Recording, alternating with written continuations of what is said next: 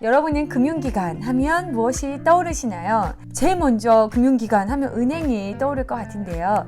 은행 딱 어떤 생각이 드시나요? 어떤 이미지가 떠오르나요? 은행이 선한 곳이 맞을까요? 우리는 은행을, 금융기관을 어떻게 활용해야 할까요?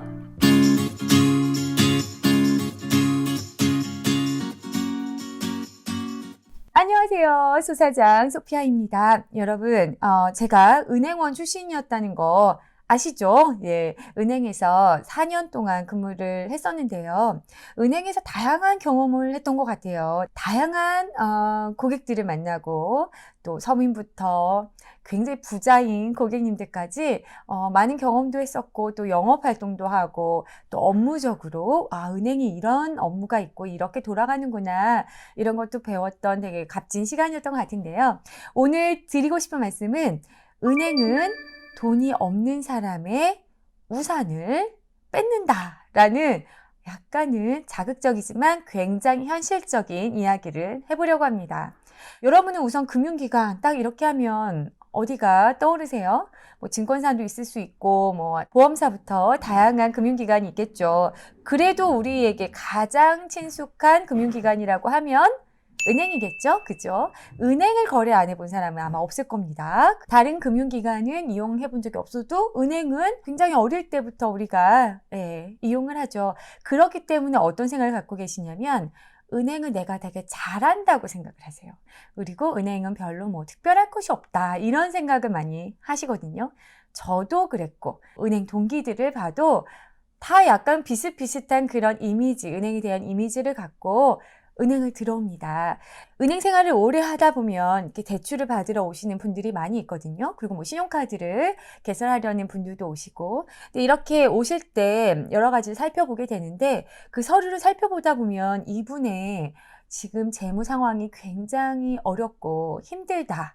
이런 느낌을 이제 받아요. 그리고 이렇게 딱 보면 이분은 대출 받으면 굉장히 더 어려워지시겠다, 뭐 이런 생각도 들고, 막 되게 오지랖 넓은 그런 생각들이 계속 들면서 뭐 말려보기도 한 적도 있고요. 사실 제 개인적으로는. 그런데, 어느 날 이런 경험이 있었어요. 연체를 하신 고객이 있었어요. 그분은 보니까 우리 은행 말고도 다른 은행의 대출도 있고 신용카드 연체, 소액이었지만 신용카드도 연체가 있었고 현금 서비스 받기 시작했고 뭔가 앞으로 해결하기에는 어디서부터 해결해야 할지 약간 막막한 그런 고객이 계셨어요. 그래서 대출을 연장하기 위해서 이제 금리 승인을 받는데 자동적으로 산출이 되어 있는 금리에서 굉장히 높은 금액을 탁 플러스를 해갖고 탁 승인이 내려온 거예요. 그래서 제가 그걸 보고 이거는 너무 팀장님 너무합니다. 이분은요 지금 되게 어려우신 분인데 금리를 이렇게 올려받으시면 어떡해요? 좀 깎아주셔야지. 이런 생각을 제가 이제 어린 시절에 뿅아리 은행원 시절에 이런 이야기를 했어요. 근데 팀장님이 그때 이 사람 어차피 못 갚아. 그냥 올려? 아무렇지 않게 이런 말씀을 하셨어요. 그래서 제가 우와, 어려운 사람인 것을 이렇게 도와주고 이해해주고 이렇지가 않구나. 그러니까 이런 생각이 어떻게 온 거예요? 저도 광고나 여러 가지 이렇게 막 은행에 우리를 위해서 존재할 것 같은 굉장히 절약과 저축을 도와주는 뭔가 그런 되게 선한 금융기관의 그런 광고의 이미지를 아주 오랜 시간 갖고 있었다가 현실에서는 이런 게 보이는 거죠. 그래서 금리를 팍 올리시는 모습. 그리고 굉장히 이미 돈이 너무너무 많으셔서 돈도 필요 없는 고객한테는 사장님 돈 좀 안 필요하세요? 대출 좀 해주세요 라고 말씀을 하는 거예요. 은행이요. 그럼 이런 식으로 은행이 대출을 권한다면 금리를 높게 할까요? 어떨까요? 당연히 굉장히 낮은 금리를 제시하겠죠. 그죠? 은행에서는 여러 가지 실적을 검증을 하는데 수신, 그러니까 예금 잔고도 많이 있어야 되지만 또 대출 잔고도 또 비율이 맞게 이렇게 만들어져야 돼요. 근데 그게 때때로 약간 불균형할 수 있잖아요. 그럼 그럴 때마다 대출이 좀 부족해. 그럼 빨리 대출을 좀 더 마련해가지고 좀 이거 금액을 높여야 돼. 이러면 또 그쪽에 대한 어떤 뭐 프로모션이 있어요. 그러니까 백화점에 세일하는 것처럼 이 대출의 매출, 그죠? 쉽게 말하면 이 대출 금액을 높이기 위한 또 시도들을 하는 거예요. 금리를 낮춘다거나 어떤 뭔가 제약을 조금 더 풀어가지고 대출을 좀 더 많은 사람들이 받을 수 있게 한다거나 여러 가지 그런 굉장히 그 고객에 따라서 너무 다른 태도를 취하는 은행을 보고 제가 이제 지금은 확신하는 게 있어요. 여러분의 우산이 되어드리겠습니다 라는 광고가 있어요. 네, 이 말이 사실일까요? 이거는 돈이 있는 고객에게 그리고 담보가 확실한 고객에게만 해당되는 말이에요. 그죠? 그리고 정말 비가 쏟아져서 잠깐 비를 피할 우산이 필요한 고객에게는 어떻게 할까요? 우산을 빌려줄까요? 네. 오히려 갖고 있었던 찢어진 우산을 뺏어가 버린다 라고 생각합니다. 무섭지 않으신가요, 여러분?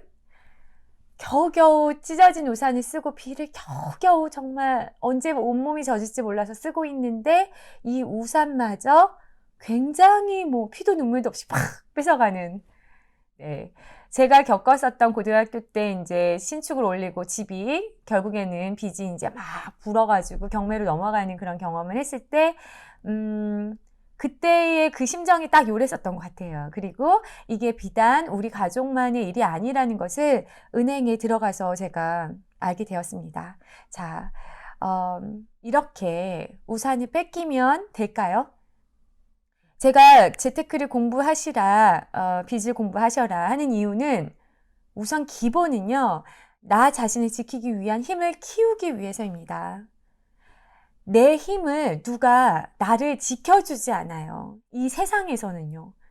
누구도 믿지 마세요. 저도 믿지 마세요. 당연합니다. 저도 믿지 마세요. 아무도 믿지 마세요. 참고만 하시고 우선 내가 나를 지킬 수 있는 힘을 키우셔야 합니다. 저는 이 자본주의 사회가 그 동물의 세계인 양육강식의 세계와 다를 바가 하나도 없다고 생각해요. 양육강식의 세계에서는 센 동물이 승자가 되지만 이 자본주의에서는 이 돈이 결국엔 그 힘이죠. 그죠? 파워가 돈이죠. 자본주의 사회에서는. 그래서 이것을 갖추지 못한 자는 양육강식의 세계이기 때문에 네, 힘들어지는 것 같아요. 이럴 때 재테크 책 열심히 읽어보시고 그리고 막 여기저기 휘둘리지 마시고 내가 확신이 될 때까지 공부하시면 될 것 같아요. 그리고 어느 정도 딱 이런 방향이 나만의 그런 기준이 세워졌다면 이제 주변에서 무슨 말을 하던 그냥 가는 겁니다. 뚝심 있게 가고 그리고 가장 중요한 것 제가 늘 강조하는 것 빚을 공부하시기 바랍니다.